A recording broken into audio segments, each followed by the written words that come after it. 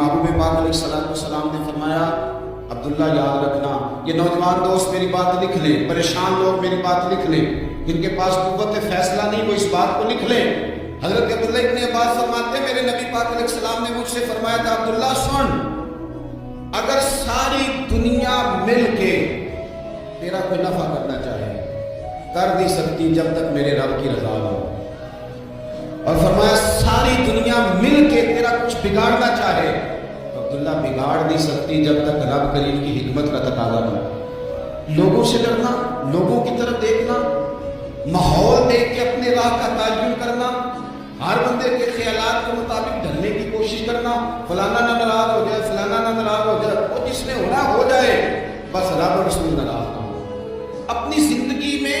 اپنے مالک کو مولا جان کے، وَاللَّهُ مَوْلَاكُمْ، اللہ تمہارا مولا ہے، وَهُوَ خَيْرُ النَّاصِرِينَ،